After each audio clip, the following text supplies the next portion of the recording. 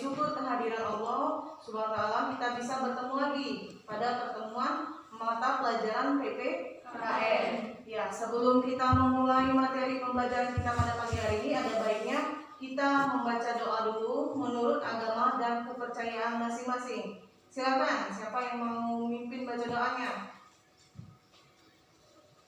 Marilah teman-teman, sebelum kita belajar, alangkah baiknya kita berdoa menurut kepercayaan masing-masing. Berdoa mulai.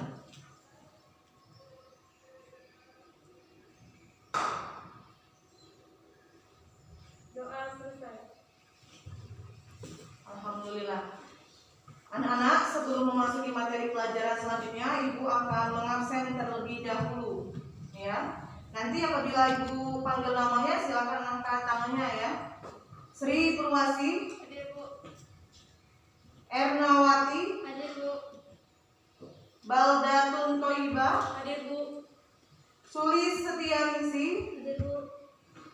Lia Perbianti, Hadir, Bu.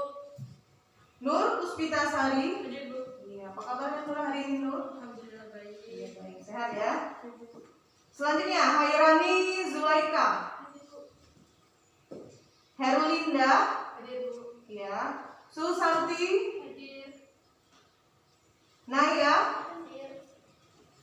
Asri, Hadir, Bu. iya. Evi ada? Tidak. Tidak masuk. Apa kabarnya? Kenapa dia tidak masuk hari ini anak-anak? Sakit ya. Jadi Evi tidak masuk. Ada siswa satu yang tidak masuk. Kita doakan teman kita Evi lekas sembuh dari sakitnya sehingga minggu depan bisa bertemu lagi di kelas kita ini ya. Amin ya rabbal alamin. Ya, selanjutnya kita lihat tayangan di slide ya. Nanti dulu. Sebelumnya Ibu mau bertanya dulu. Sebelum kita memasuki materi bab 2, sebelumnya kita sudah mempelajari tentang apa? Ya, pertemuan sebelumnya. Siapa yang masih ingat? Saya, Bu. Ya, Tentang hak silakan. asasi manusia. Tentang hak asasi manusia. Bagus ya. Ingatannya masih tajam sekali, masih muda ya. Ayo, siapa lagi? Saya, Bu. Nur, silakan Nur. Tentang kasus-kasus pelanggaran hak asasi manusia, Bu. Iya, pinter ya. Kasus-kasus pelanggaran hak asasi manusia. Nah, siapa lagi yang bisa? Yang masih ingat? Baldatun. Kasus pengingkaran kewajiban warga negara. Iya, kasus pengingkaran kewajiban warga negara. Jadi tidak hanya kasus pelanggaran saja. Pelanggaran tadi pelanggaran apa? Pelanggaran hak asasi manusia. Kalau pengingkaran dia pengingkaran kewajiban manusia. Jadi kita sudah tahu ya bedanya. Dia pelanggaran, kalau kewajiban pengingkaran. Alhamdulillah masih ingat semua. Sekarang kita lihat di tayangan selanjutnya. Di situ ada bab 2, perlindungan dan penegakan hukum di Indonesia. Modulnya juga dibuka ya. Sudah Ibu kasih. Ya, silakan dibuka juga modulnya. Lihat di tayangan.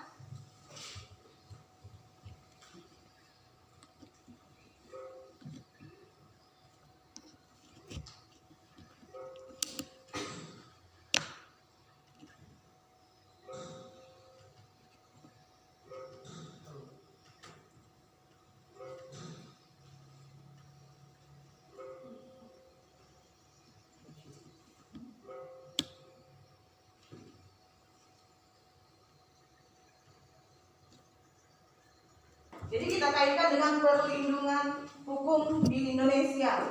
Ya, di situ kita lihat judulnya perlindungan hukum. Sebelum kita masuk ke materinya, hukum, ya, hukum itu apa? Norma. Hukum, Norma-norma. norma-norma kata temennya. Siapa lagi? Jawabannya udah bagus. Yang lain? Peraturan yang dibuat dengan tujuan untuk mengatur manusia. Iya, asli, bagus jawabannya. Siapa lagi yang tahu tentang hukum? Sebelum kita lanjut materinya, siapa lagi? Ya, silakan. Hukum adalah peraturan berupa norma dan sanksi yang dibuat dengan tujuan untuk mengatur tingkah laku. Iya, bagus ya. Jadi hukum itu berupa apa? Peraturan yang dibuat oleh siapa? Pemerintah untuk mengatur tingkah laku masyarakat. Sanksinya gimana? Siapa yang tahu sanksi dari hukum? Sanksi dari hukum itu apa? Sanksi itu apa sanksi? Hukuman. Ya. Hukuman itu bersifat apa kalau hukum? Tegas. Iya, artinya tegas, ya. Tegas itu maksudnya apa? Siapa yang bisa jelasin? Sanksi hukum bersifat tegas. Tegas itu artinya jelas. Siapa lagi? Harus ditaati. Harus ditaati semua warga negara tanpa terkecuali. Siapa lagi yang bisa? Siapa lagi? Iya, jadi sanksi hukum itu tegasnya tak ada, ya. Jadi bagi yang melanggar pasti akan diberikan hukuman. Maka dari itu kita harus tahu perlindungan hukum apa, penegakan hukum apa yang ada di negara kita, negara Indonesia ini. Jadi kita di masyarakat kita tidak lagi aneh mendengarnya. Oh, saya melanggar, diberi aturan ini. Kenapa saya melanggar ini? Kenapa saya harus mentaati peraturan ini? Ya. Jadi kita ini adalah negara hukum. Mau tidak mau kita harus mematuhi peraturan yang ada di negara kita. Ya. Kalau kita berada di luar negeri, hukum di negara kita berlaku nggak? Tidak. Jadi hukum negara yang ada di sana. Ya. Tapi kalau kita melanggar, negara kita juga masih terikat dengan hukum yang kita punya, karena kita masih statusnya warga negara Indonesia. Ya. Kembali lihat di slide-nya. Anak-anak juga sudah ada ya, sudah dibagikan di grup WA-nya. Mari. Lihat. Ya, di situ ada gambar apa? Pengadilan. Itu sedang melakukan suatu apa?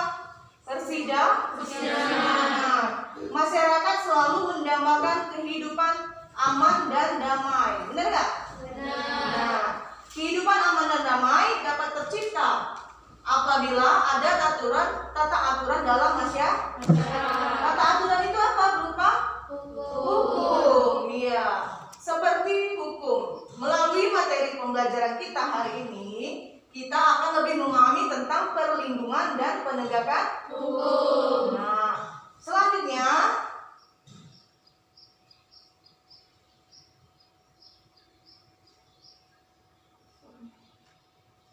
tujuan pembelajaran. Jadi dalam pembelajaran itu harus punya tujuan, seperti kita hidup, ya. Kalau kita tidak ada tujuan, gimana hidup kita? Tidak teratur. Nah, jadi tujuan pembelajaran kita, coba baca, siapa yang bisa? Yang bisa baca? Ya, asli apa? Tujuan pembelajaran. Setelah mempelajari materi tentang perlindungan dan penegakan hukum di Indonesia, pendidik mampu menjelaskan hakikat perlindungan dan penegakan hukum dengan benar. 2. Setelah mempelajari dinamika pelanggaran hukum, peserta didik mampu mengevaluasi praktik perlindungan dan penegakan hukum, menjamin keadilan dan kedamaian dengan tepat. Iya, benar. Jadi tujuan pembelajaran yang pertama itu peserta didik kalian harus bisa menganalisis, ya, tentang perlindungan dan penegakan hukum di Indonesia. Yang kedua, nanti kita menyajikan hasilnya, ya, menampilkan hasil dari diskusi perlindungan dan penegakan hukum.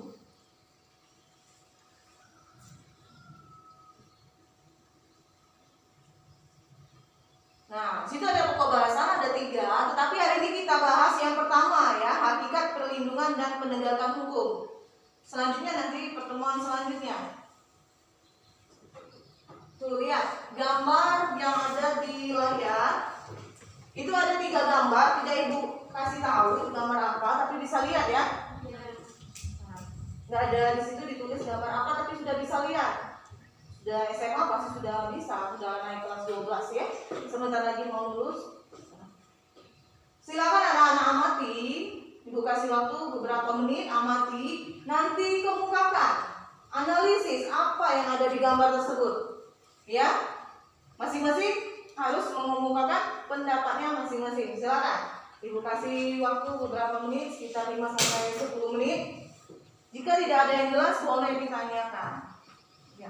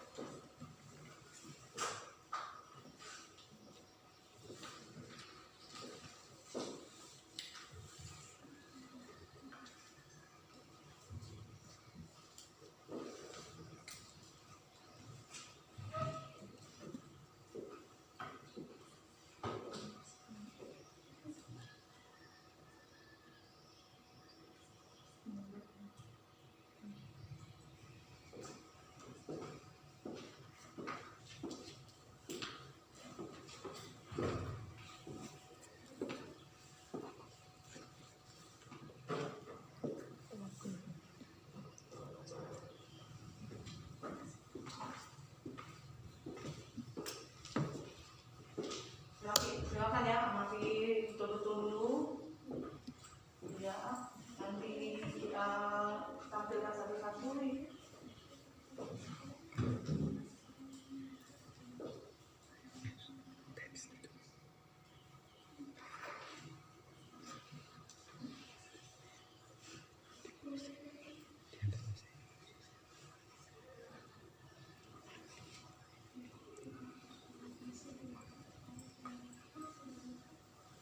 Ada yang mau ditanyakan? Nggak ada ya? Pasti semua ya? Gambarnya? Ada yang sudah selesai menganalisa setelah mengamati gambar yang ditayangkan? Iya, silakan Mbak. Berdiri Mbak. Peraturan lalu lintas dapat menganalisis terjadinya kecelakaan lalu lintas yang berbahaya, yang membahayakan kita maupun orang lain. Nah, ya, bagus ya. Tepuk tangan untuk temannya. Jadi sudah bisa menganalisis jika kita melanggar peraturan lalu lintas akan membahayakan nyawa orang lain. Jadi kalau kita mentaati, ya, di situ ada lambang apa? Rambu-rambu. Dilarang belok, ya, artinya berlawanan. Kalau kita tetap melakukan itu, apa yang terjadi? Kecelakaan, tabrakan dengan pengendara yang lain. Ya, nah dari gambar itu tadi teman yang udah ngasih pendapat 5 orang, coba kesimpulannya. Berapa menit? Ya, kesimpulan yang kita dapat apa? Dari analisa teman-temannya tadi bisa disimpulkan apa? Bahwa perlindungan hukum, penegakan hukum atau apa peraturan itu harus ditaati atau gimana? Coba. Apa yang bisa? Sri. Perlindungan dan penegakan hukum yang tengah diatur oleh pemerintah harus ditaati dan dijalankan. Ya, benar ya. Jadi hukum yang dibuat oleh pemerintah itu harus ditaati. Supaya kenapa? Supaya kehidupan menjadi damai, teratur dan aman juga bisa, benar ya. Ya, jadi itu anak-anak ya. Jadi kita dalam kehidupan kita sehari-hari kita tidak bisa bertindak seenak kita sendiri, ya. Kita harus memperhatikan peraturan yang berlaku. Peraturan yang berlaku itu ada di mana saja coba? Siapa yang bisa? Peraturan yang berlaku, peraturan itu ada di mana saja? Di sekolah ada, di rumah juga ada, di lingkungan keluarga ya, keluarga, terus di perusahaan katanya ayahnya kerja penuh, ayah saya itu ada peraturan, pulang jam harus tepat waktu, ya. Di mana lagi?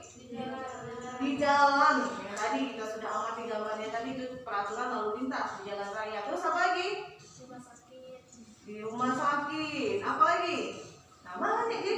Setiap kita berada itu ada peraturan. Di lingkungan masyarakat tempat tinggal kalian ada peraturan. Bisa kasih contoh coba.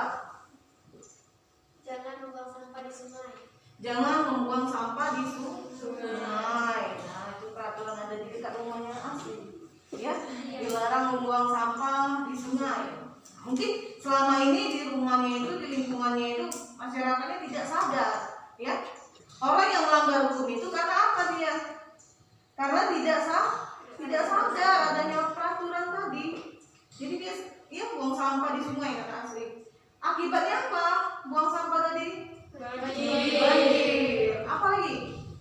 Sungainya menjadi kotor. Mungkin sungai tadi dimanfaatkan untuk mandi, ya, mencuci piring, air minum, mungkin ya. Kita nggak tahu.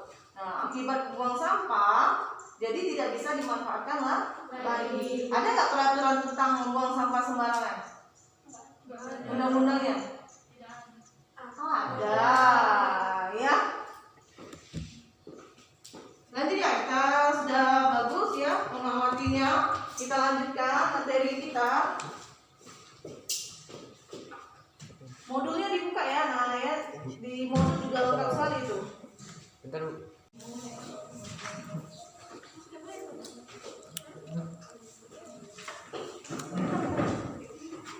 Sudah bisa?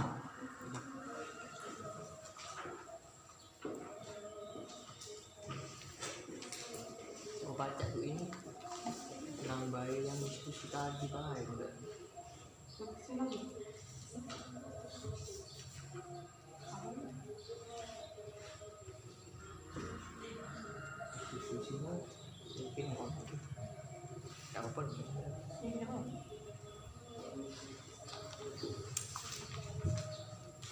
ngomongin saran tadi.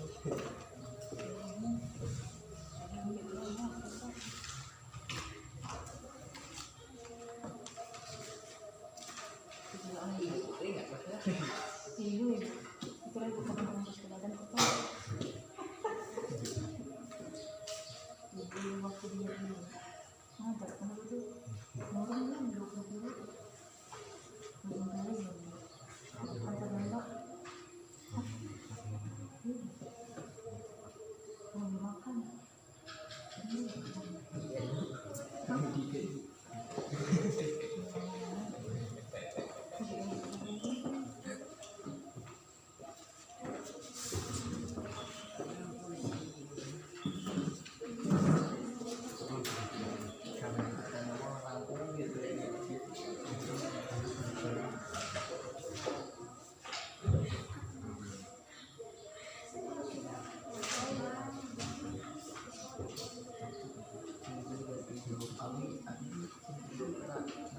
Mikir konsep sudah selesai.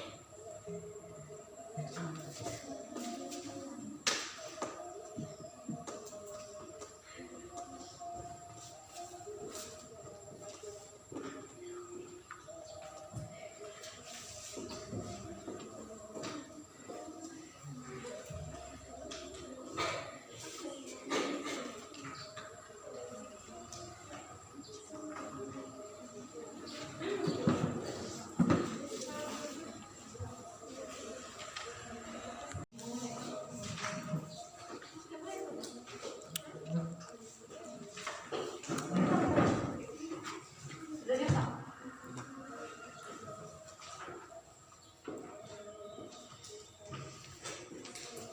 Mau baca tuh ini nambah yang diskusi tadi baik enggak?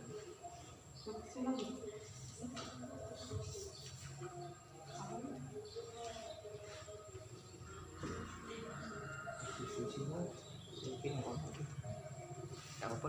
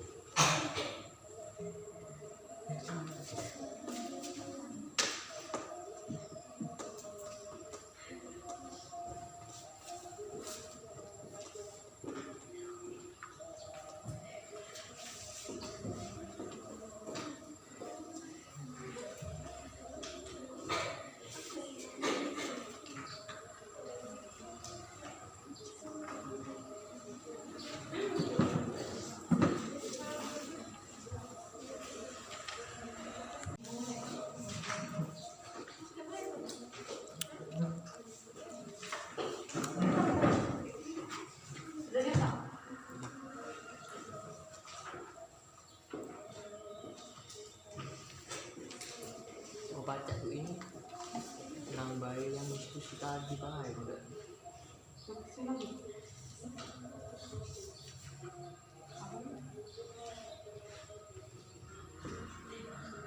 Diskusinya mungkin apa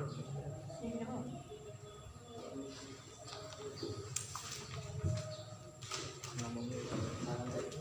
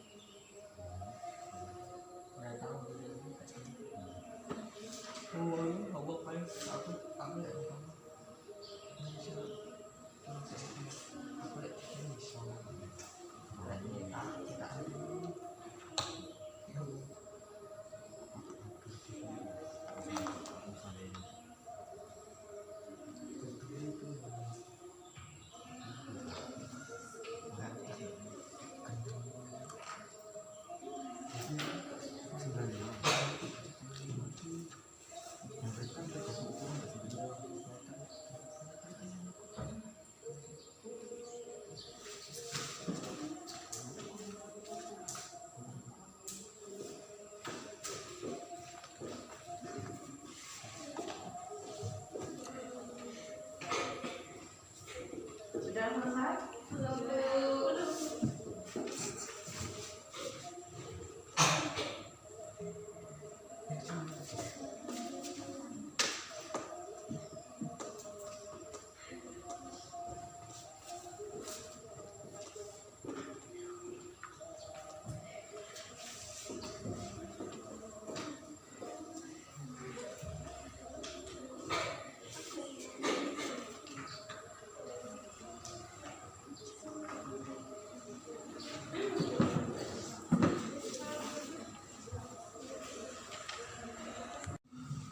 Yuk kita lihat ya tampilan saya selanjutnya.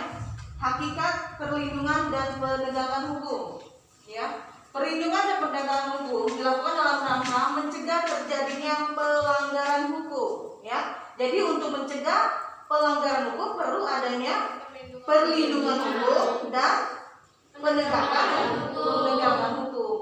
Penegakan hukum dilakukan dalam rangka menciptakan ketertiban dalam masyarakat yang dilakukan oleh aparat penegak hukum. Nah, ya sekarang coba itu sambil dicatat, sambil ibu menjelaskan, silakan dicatat di bukunya masing-masing. Nah, slide selanjutnya, kalian lihat pentingnya perlindungan dan penegakan hukum. Ya, yang pertama apa? Ya, perlindungan dan penegakan hukum supaya tegaknya supremasi hukum. Nah, sekarang kita tanya dulu. Supremasi hukum. Nah, siapa yang tahu?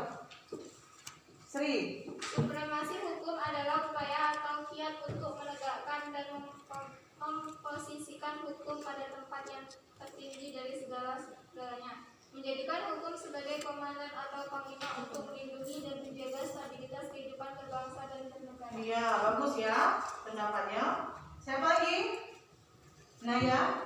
Supremasi hukum merupakan upaya menegakkan dan menempatkan hukum pada posisi tertinggi. Benar, bentar. Naya ya. Siapa lagi? Ayo. Asri, ayo. Apa? Supremasi adalah upaya untuk memberikan jaminan terciptanya keadilan setinggi-tingginya. Untuk terciptanya keadilan setinggi-tingginya. Kata Asri, bagus sekali ya. Diciptakan supremasi hukum supaya keadilan itu bisa ditegakkan. Ada yang lain? Yang mau ngasih pendapat lagi ada? Tidak. Bang Datul. Supremasi hukum penting sebagai aturan main dalam penyelenggaraan pemerintahan negara, termasuk dalam perlindungan hak-hak warga negara. Iya, jadi perlunya supremasi hukum itu untuk melindungi hak-hak warga negara. Kita semua punya hak, ya. Kalau tidak ada supremasi hukum, tidak akan dilindungi hak-hak yang kita punya, ya. Seperti hak-hak yang kalian miliki, hak untuk apa? Mendapatkan pendidikan. Nah, ya. Jadi di usia yang saat ini, anak-anak masih mempunyai hak mendapatkan pendidikan, ya. Selanjutnya, tegaknya keadilan. Supaya tegaknya keadilan, siapa yang bisa memberi penjelasan? Pentingnya perlindungan dan penegakan hukum itu untuk tegaknya suatu keadilan. Ayo. Ya, lalu tuh, silakan. Tegaknya keadilan untuk melindungi hak setiap warga negara tanpa memandang ras, agama, status maupun jabatan subjek hukum. Nah, ya jadi supaya hukum tadi melindungi dengan adanya tegaknya keadilan, jadi harus tidak membedakan baik dari suku, rasnya, jadi semuanya patuh terhadap hukum yang berlaku. Nah, selanjutnya pentingnya itu untuk mewujudkan kedamaian dalam masyarakat. Ya, damai. Damai itu artinya apa? Tentram. Ya, tidak ada masalah. Lingkungannya maksudnya tidak ada masalah ya. Ya, kalau pribadinya ada masalah banyak pasti ya. Nah, selanjutnya anak-anak silakan catat dulu di bukunya. Poin-poin pentingnya aja, ya. Silakan catat dulu di bukunya poin-poin pentingnya saja.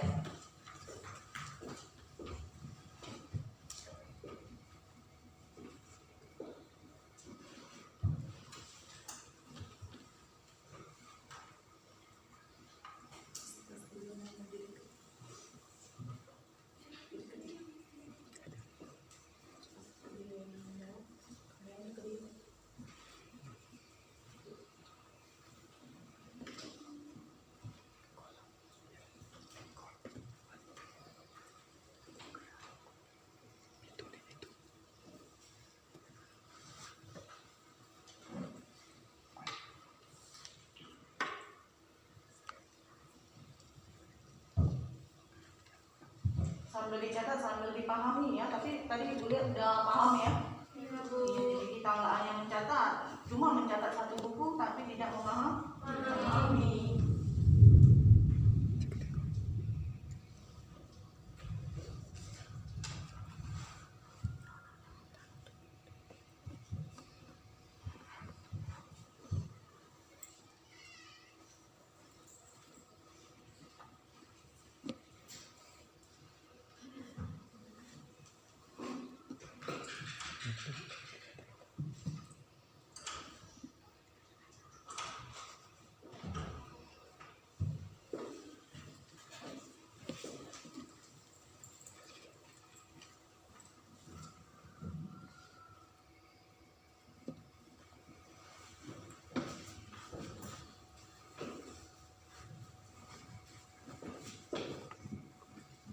dicetak?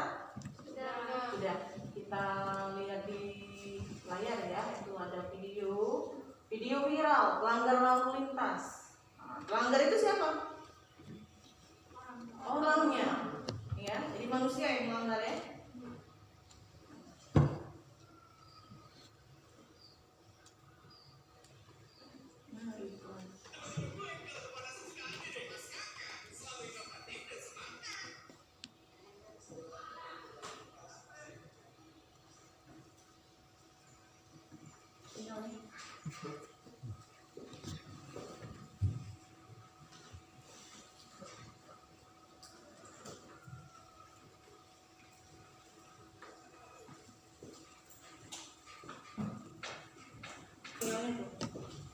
Hujan.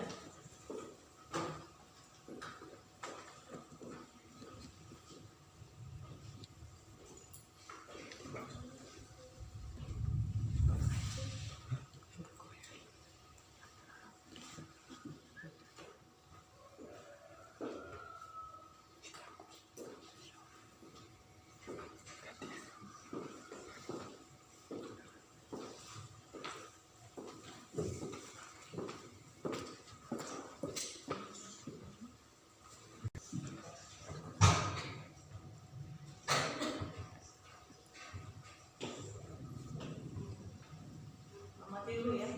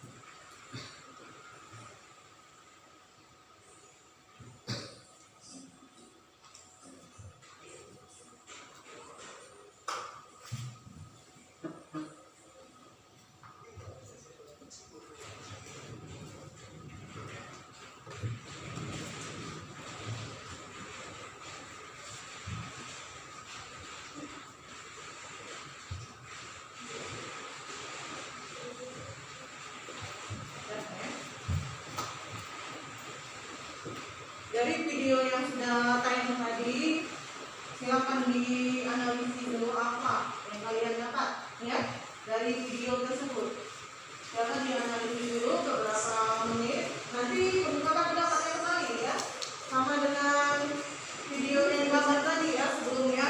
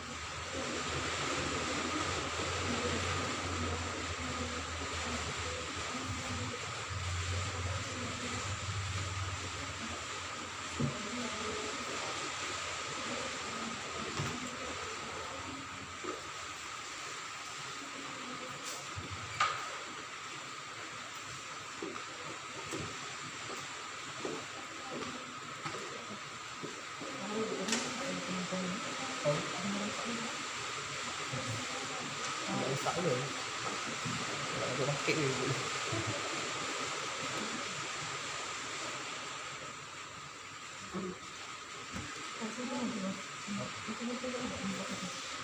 Iya.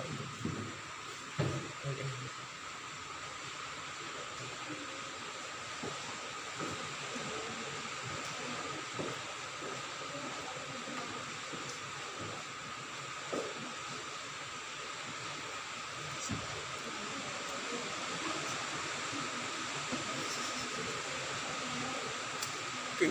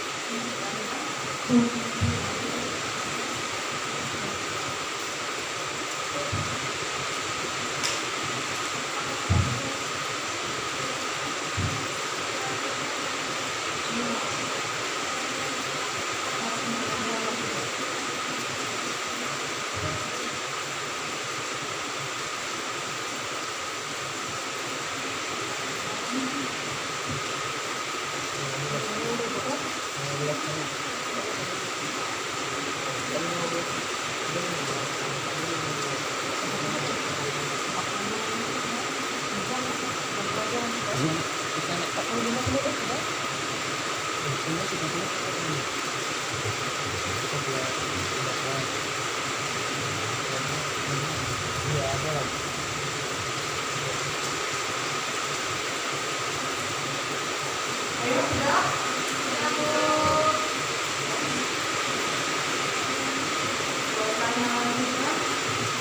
Jadi suaranya dibesarkan ya, biar kedengaran nanti memberikan pendapat. Ayo siapa yang mau coba pertama kali? Ya, Sri silakan maju. Sebutkan namanya.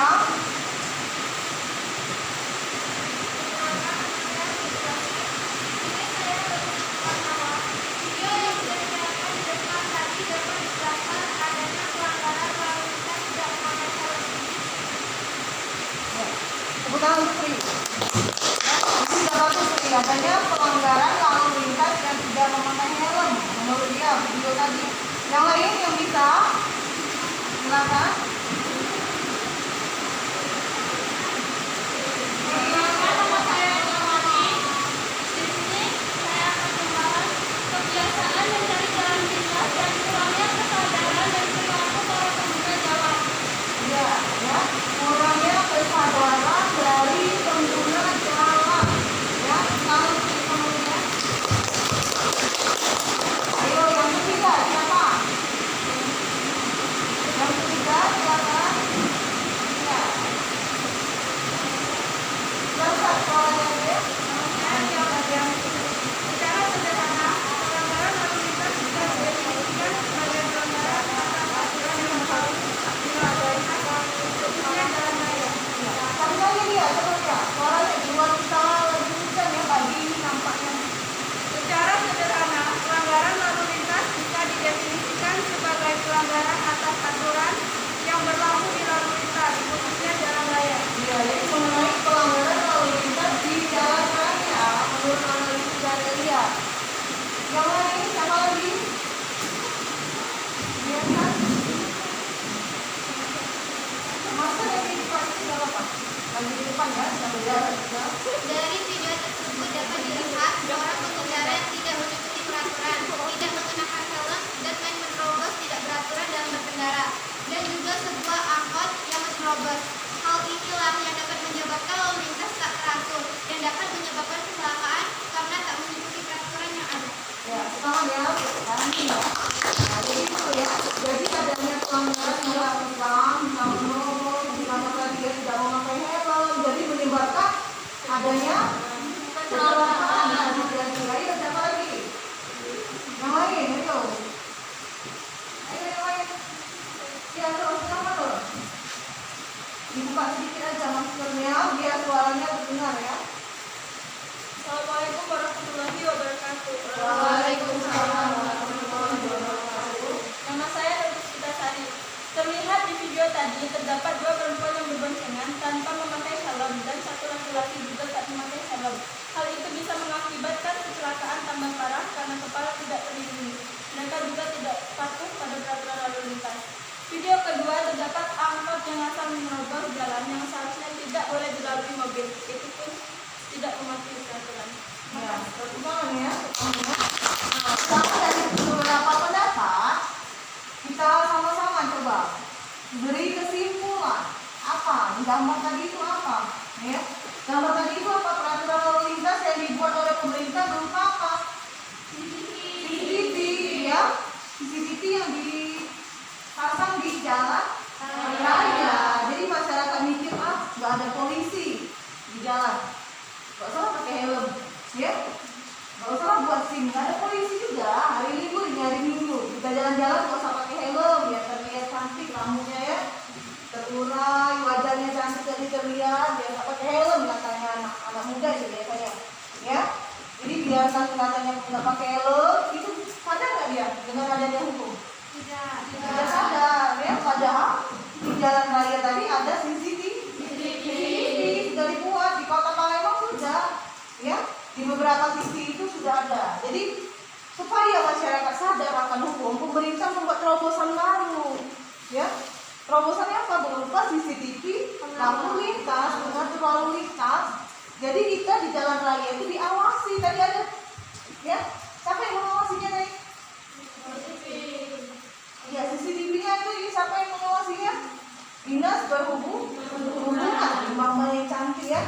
Iya, ada om yang ganteng. Ya, jadi mereka mengawasi gerak-gerik ini ya, supaya masyarakat sadar tadi. Keluarkanlah suara dari CCTV tadi supaya besok-besok orang tersebut atau bagi yang lain, ya warga yang lain bisa, malu saya, ya, nanti viral, ya, nanti direkam. Nah, jadi tujuan dibuat tadi peraturan yang baru itu untuk apa? Supaya apa? Supaya dipatuhi. Supaya peraturan lalu lintas dipatuhi, ya. Jadi tegas dianya membuat peraturan itu.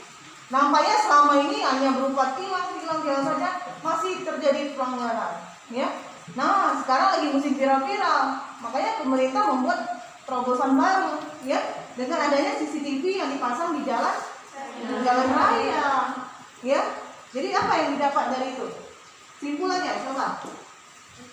Simpulannya apa? Siapa? Silakan. Sri. Memberi sanksi pada pelanggar agar tidak melanggar lalu lintas kembali. Memberikan suatu sanksi agar tidak melanggar kembali, ya. Mungkin itu hanya satu videonya, mungkin banyak kalau kita cari, ya. Iya banyak, di sana aja sering tuh. Oh, apalagi yang tidak ada rambu-rambu lalu lintas, mereka enggak. Helm itu digunakan bukan untuk apa peraturan aja, tapi untuk keamanan kita juga. Ya, jadi dari pembelajaran ini anak-anak mengambil semua manfaatnya, ya kan? Bahwa apa? Peraturan yang dibuat harus ditaati untuk menjaga keselamatan, keamanan dan kedamaian kehidupan kita. Ya, jadi bukan peraturan dibuat-buat saja, gitu ya.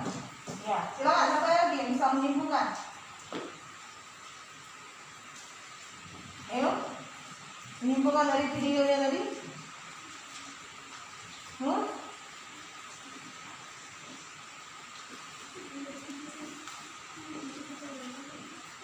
Lari bisa.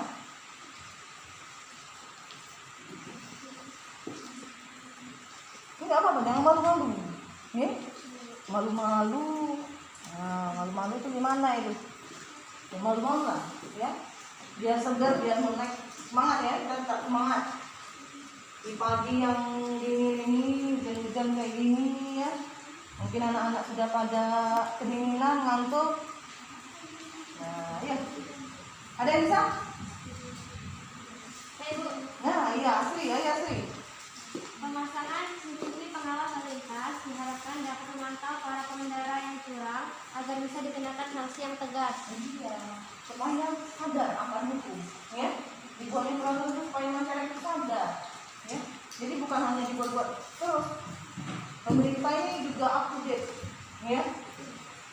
Kalau musim viral, viralin semuanya, ya kan? Jadi pelanggaran bisa direkam, ya. Seperti kita, kalau kita diperlakukan tidak baik, ada kan sering dilihat di videoin supaya tegak hukum tadi diviralkan, ya kan? Nah, jadi kita apa yang harus kita lakukan sebagai warga negara? Kita harus berhati-hati, kita harus sadar akan hukum. Dimanapun kita berada itu ada hukumnya, ya, ada peraturan. Jadi kita tidak bertindak sesuka hati, gitu anak-anak ya. Jadi kita bisa mengambil manfaat dari pembelajaran ini. Selanjutnya kita lihat lagi.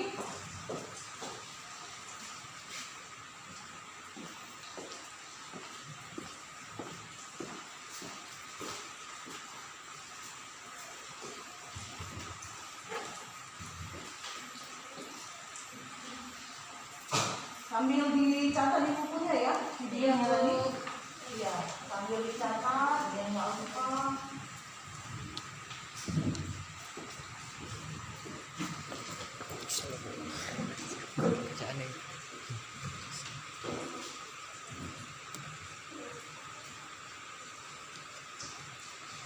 Nah, lagi adanya suatu pelanggaran tadi, ya.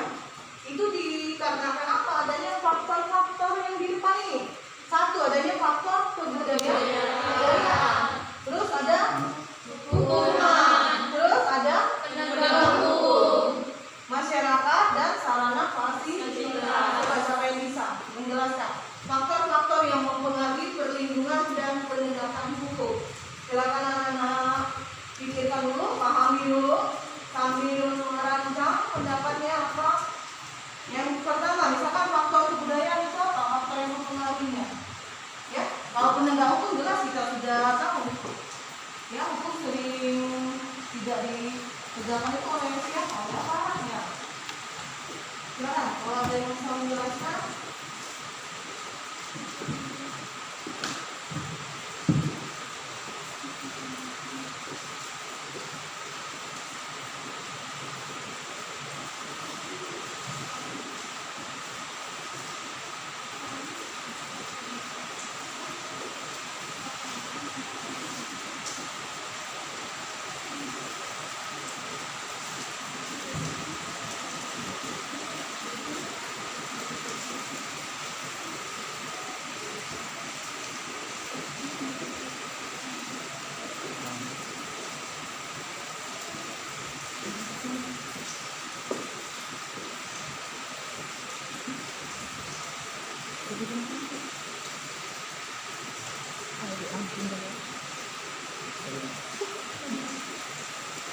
Sudah ada yang tahu? Salah satu aja bisa diambil poin apa? Mana? Faktor yang mempengaruhi perlindungan dan penegakan hukum sebelum kita diskusi ya.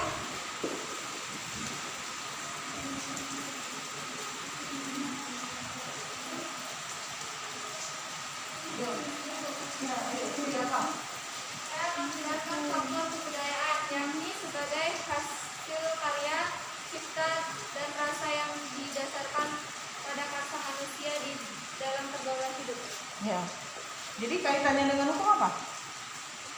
Perlindungan dan penegakan hukum dengan faktor kebudayaan nanti apa? Apa? Kalau pergaulan hidup manusia harus ada. Kebiasaan ya. Kebudayaan itu adalah suatu kebiasaan. Jadi kalau kebiasaannya selalu melanggar peraturan hukum, udah biasa katanya, udah biasa saya melanggar itu, artinya dia tidak mentaati peraturan hukum ya. Dia biasa melanggar maksudnya. Ada lagi yang lain?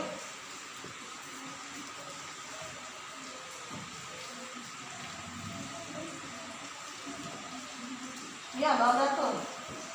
Faktor masyarakat, yakni lingkungan di mana hukum tersebut berlaku atau diterapkan. Iya, lingkungan di mana hukum itu berlaku, faktor yang mempengaruhinya.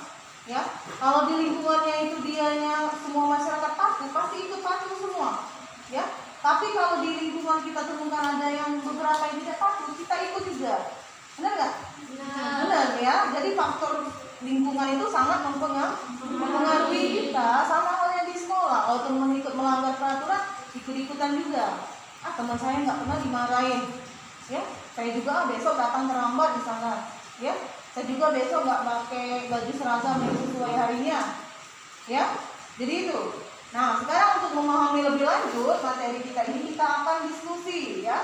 Ibu bentuk dua kelompok. Kelompok 1 dan kelompok 2. Silakan ambil posisinya masing-masing.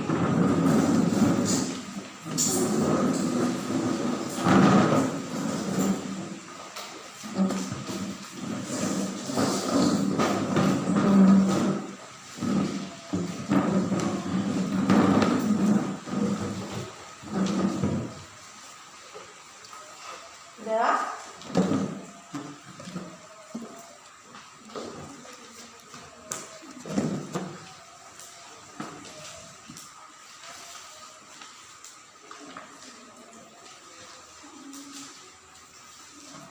Buka LKPD lembar kerja tugas siswa, itu ada. Di sana ada tugas kelompok ya. Ini ibu beri kertas, ditulis nama kelompoknya masing-masing. Silakan namanya ditulis ya. Di LKPD sudah ada tugas kelompok di sana. Silakan dibaca, didiskusikan dulu bersama timnya masing-masing ya, seimbang ya. Seimbang. Ya. Nanti kita akan kemukakan hasil dari diskusinya. Ya. Masing-masing perwakilan kelompok akan maju. Silakan diskusi dulu, diskusi secara aktif, mendengarkan pendapat temannya yang di sampingnya ya. Semuanya berpendapat. Jadi misalkan si Erlinda berpendapat, Sri Purwasi menerima pendapat temannya, ya. Jadi jangan mementingkan diri sendiri. Itu gunanya kita diskusi untuk memecahkan persoalan yang ada. Persoalannya apa? Yang ada di dalam LKPD yang ibu beri. Silakan anak-anak. Ya, tulis nama kelompoknya dulu ya, di sini ya. Nanti analisisnya ada di bawahnya.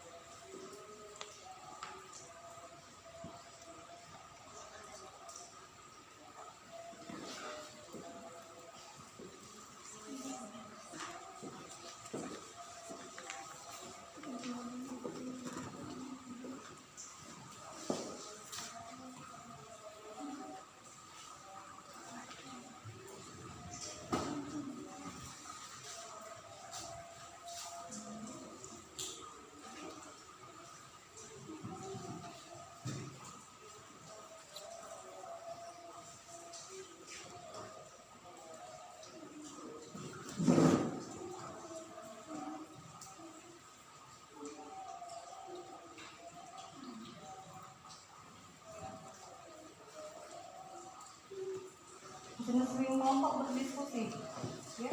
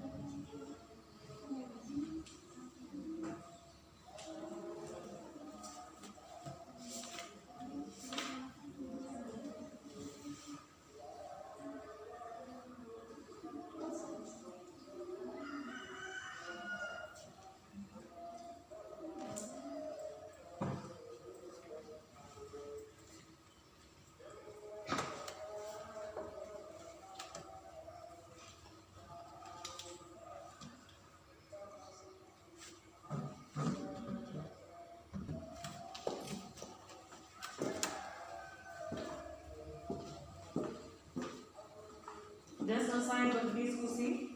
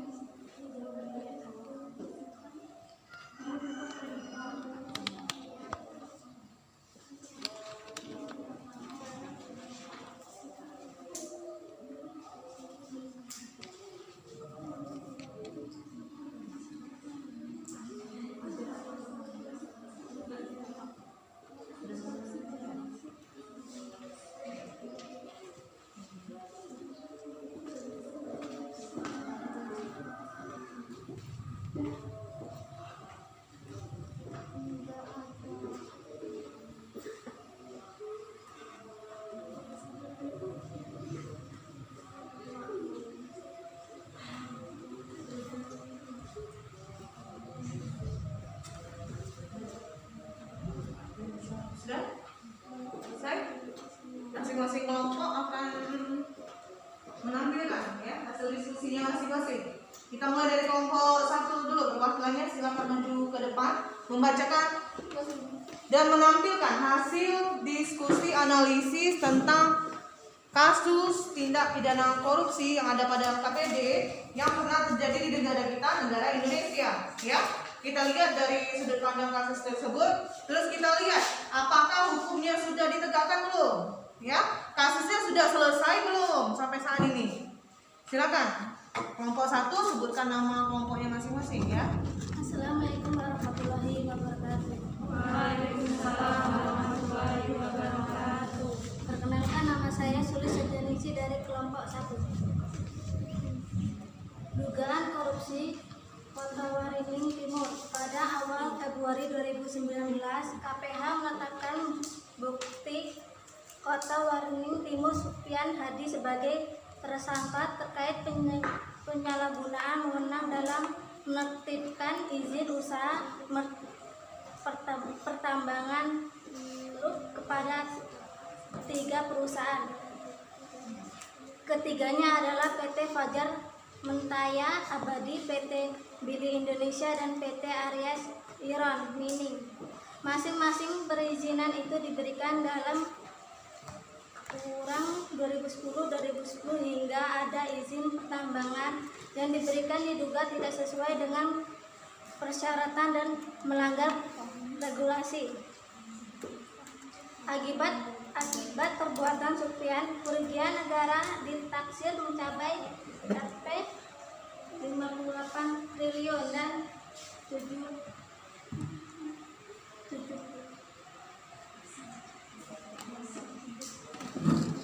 juta dolar Amerika Serikat. Supian juga diduga melakukan kegiatan yang menguntungkan diri sendiri sebab dia diduga menerima sebuah mobil Toyota RAV4 sehingga Rp 710 juta, sebuah mobil Hummer K3 seharga 1 juta 3 miliar dan uang senilai 500 juta. Pada kasus ini Supian Hadi disangka melanggar pasal 2 ayat 1 atau pasal 3 Undang-Undang Perbatasan Tidak Pidana Korupsi atau pasal 55 ayat 1 ke 1 KUHP Kitab Undang-Undang Hukum Pidana. Ya. Tepuk tangan untuk penampilan kelompok 1. Ya. Baik. Setelah mendengarkan hasil dari analisis kasus tindak pidana korupsi yang dikemukakan kelompok 1, apakah ada pertanyaan dari kelompok 2 mengenai analisis kasus korupsi yang dikemukakan oleh kelompok 1? Silakan yang ingin bertanya. Nanti kelompok 1 menjawab ya, berdiskusi dulu baru menjawab pertanyaan dari kelompok 2. Ayo silakan. Berdiri. Assalamualaikum warahmatullahi wabarakatuh. Waalaikumsalam warahmatullahi wabarakatuh. bertanya, berapa tahunkah dijeratnya hukuman dari itu? Dari kasus tersebut. Ya, silakan. Terima kasih ya pertanyaannya. Silakan didiskusikan dulu ke kelompok 1 supaya bisa menjawab pertanyaan dari temannya di kelompok 2. Di kelompok 1 juga kalau bisa menyempurnakan lagi jawaban dari kelompok 1 ya, kelompok 2. Silakan menambahkan nanti.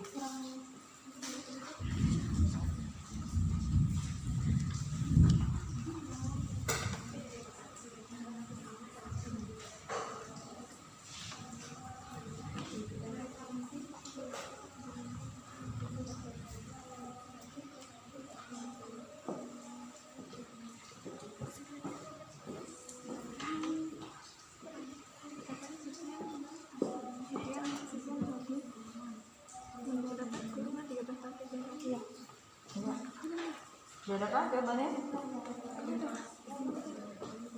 Erwin, ayo, bicara. Silakan berdiri. Kelompok 1 temannya akan menjawab pertanyaannya tadi. Silakan. Baiklah, saya akan menjawab pertanyaan dari kelompok 2. Pada kasus ini, Sofyan Hadi tersangka dapat mendapatkan kurungan 13 tahun penjara. Terima kasih. Ya, jadi hukumannya sudah jelas ya. Tersangkanya mendapatkan hukuman 13 tahun penjara. Ada pertanyaan lagi? Assalamualaikum warahmatullahi wabarakatuh. Waalaikumsalam warahmatullahi wabarakatuh. Saya Naya Amelia dari kelompok 2 ingin memberikan pertanyaan. Kemanakah barang yang telah dibeli dengan uang hasil korupsi? Terima kasih. Silakan kelompok 2 diskusikan, kelompok 1 diskusikan dulu pertanyaan dari temannya. Dia bertanya barangnya yang dikorupsikan katanya tadi dikemanakan, ya?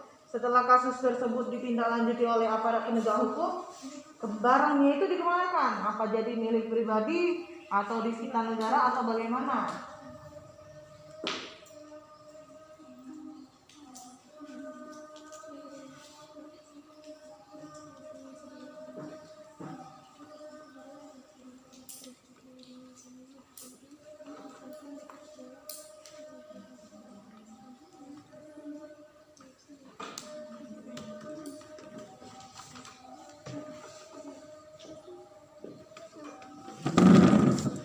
Ya, silakan. Perkenalkan, saya Sri Purwasi akan menjawab pertanyaan dari kelompok 2. Barang tersebut sudah disita oleh kepolisian sebagai barang bukti bahwa Sufyan menjadi tersangka dugaan tindak pidana korupsi Kota Waringin Timur, dan barang tersebut disimpan di rumah barang sitaan negara.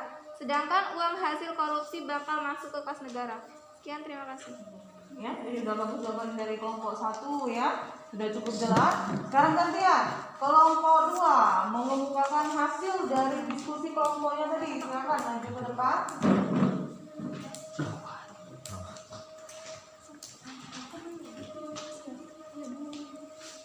Assalamualaikum warahmatullahi wabarakatuh. Waalaikumsalam warahmatullahi wabarakatuh.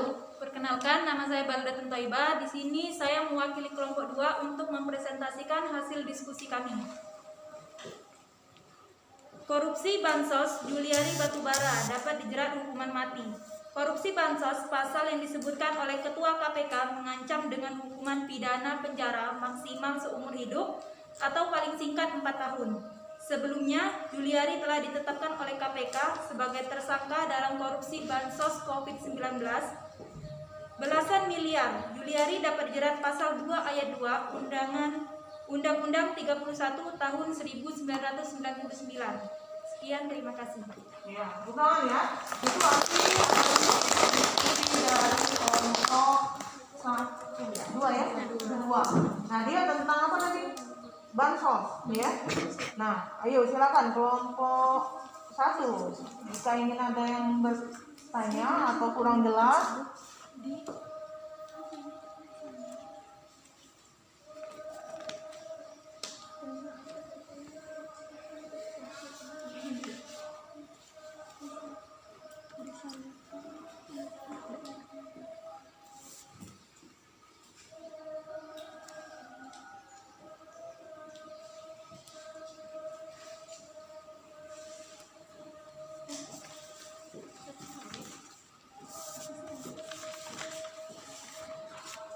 Ya, silakan.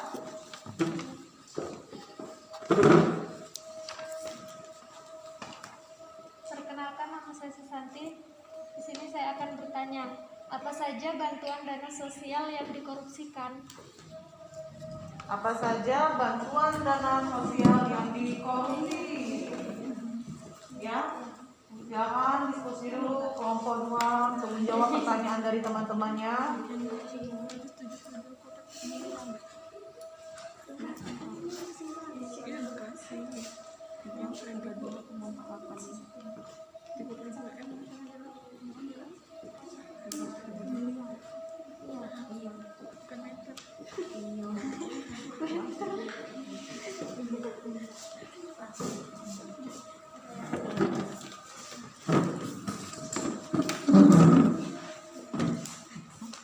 Perkenalkan, nama saya Sujanti.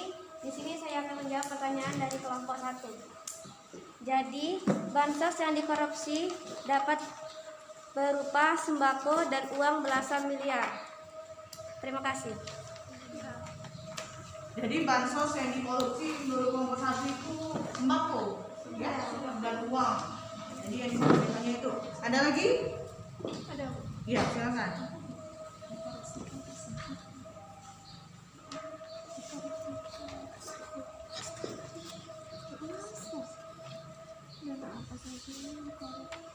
Gantian, ya, yang belum membaca silakan. Perkenalkan, nama saya Akimati. Saya akan bertanya, dana apa saja yang dikorupsikan tersebut disalurkan untuk daerah mana? Ya, kasih ya pertanyaannya.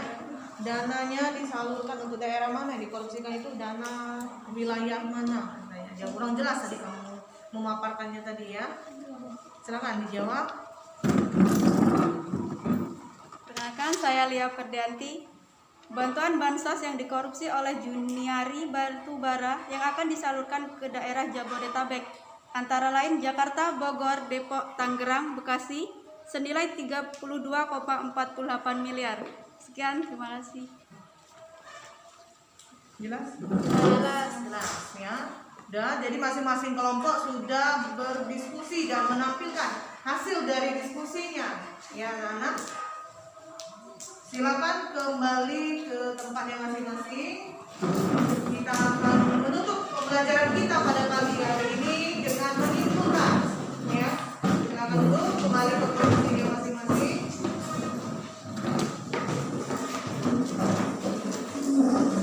Ya, dari pembelajaran kita dari awal tadi ya, kita sudah mengamati gambar, terus mengamati video dan menganalisisnya. Ya, yang terakhir kita menganalisis kasus tindak pidana korupsi, ya.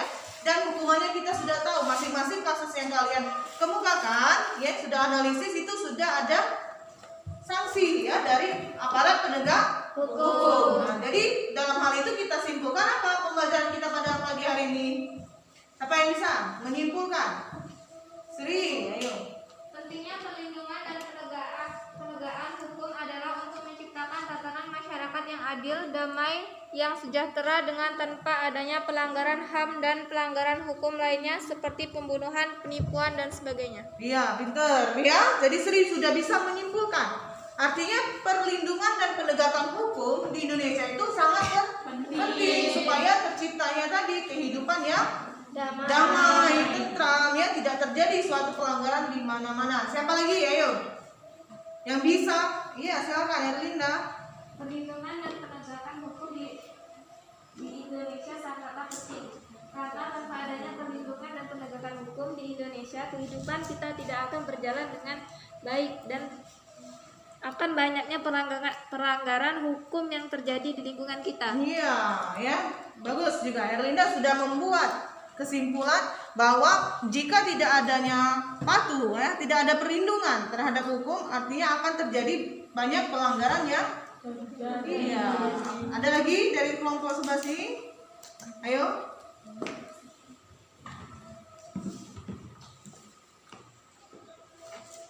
Simpulannya apa? Jadi sudah dua temannya ya, jadi kita sudah bisa simpulkan bahwa perlindungan dan penegakan hukum di Indonesia itu tujuannya adalah untuk dipatuhi oleh warga negara Indonesia supaya terciptanya kedamaian, ketentraman dan keadilan dalam masyarakat ya di Indonesia. Nah, hasil diskusinya tadi silakan kumpul kertasnya, nanti Ibu nilai ya. Di sana.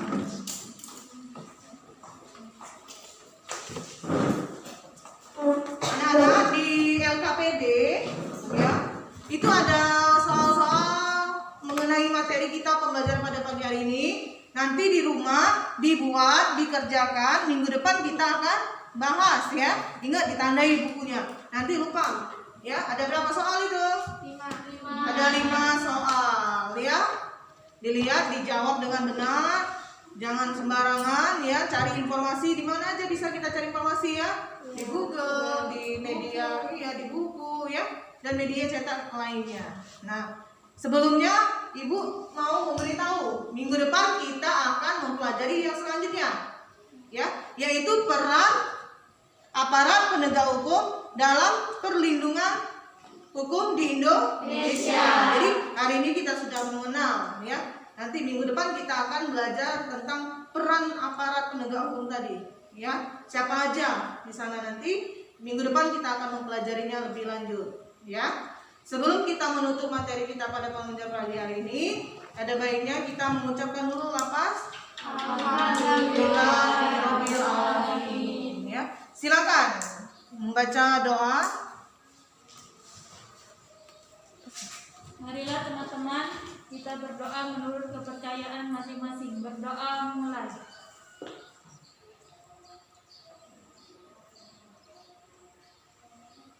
Berdoa selesai. Sekian pembelajaran mata pelajaran Ibu PPKN pada pagi hari ini. Semoga kita bisa bertemu lagi di waktu yang akan datang. Terima kasih untuk kesempatannya. Semoga kita selalu dalam keadaan sehat walafiat. Jangan lupa ya, prokesnya tetap kita jalankan ya. Tetap semangat.